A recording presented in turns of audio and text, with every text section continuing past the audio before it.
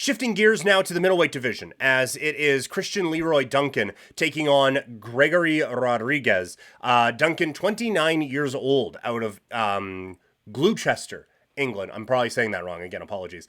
Training out of Range Martial Arts Academy. He is 10-1, 8 wins by knockout, 1 by submission, and his only loss came by decision. His last fight, excuse me, was in March of this year, a TKO win over Claudio Ribeiro in the second round. He's won back-to-back fights, finishing both of them. He's been in the UFC since 2023, finishing all 3 of his wins.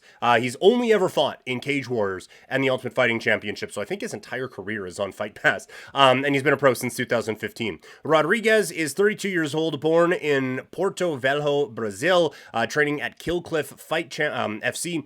He is 15-5, 10 wins by knockout, 3 by submission. He's been stopped 3 times, all by knockout, and lost 2 decision fights. His last bout came in February of this year, a TKO win over Brad Tavares. That's back-to-back knockout wins for him. He's won 4 of his last 5, finishing all of them, and overall, he's finished his last 5 victories. He's been in the UFC since 2021, 6-2 in the promotion. The former LFA middleweight champion has been a pro since 2014 and has actually lost he actually lost 2 of his first 3 fights. I think this is a really interesting bout. You have a couple of guys, maybe like 29, you can still, I think, consider prospecty. 32, tough to say you are a prospect, but I think these are a couple of hidden gems in the middleweight division. Rodrigues, like we just said, 5 finishes in his last 5 victories. Everything he throws really, really hard. The RoboCop nickname certainly came into play in his bout against Brad Tavares, where he just, like, in the 3rd round, he's like, you know what? Feel like winning now, and just walked him down and just bludgeoned him with rights. And I was going to say rights and lefts. It was basically with rights and rights again.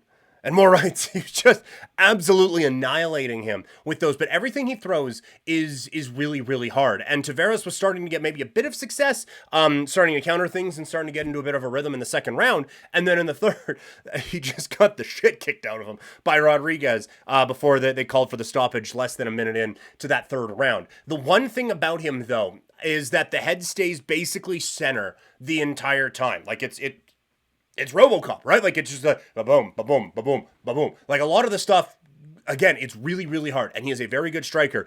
But Duncan, there's a little bit more movement. There's a little bit more fluidity to what he is able to do. And again, everything he throws is really, really hard and comes with a lot of power. And so I worry a little bit about the defense of Rodrigues, that he's going to be a little bit hittable in this. Now, all of this being said, he just kicked the shit out of Brad Tavares on the feet. And Brad Tavares is a really, really skilled offensive fighter when it comes to the striking game. And so I think this is a really close matchup, actually.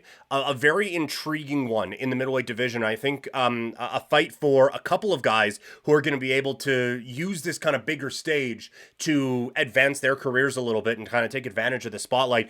I think Christian Leroy Duncan gets the job done. I'm really interested in him. I really like his striking. And quite frankly, it was a miss by me to not include him on the non-main event fighters to watch show that we did on Wednesday.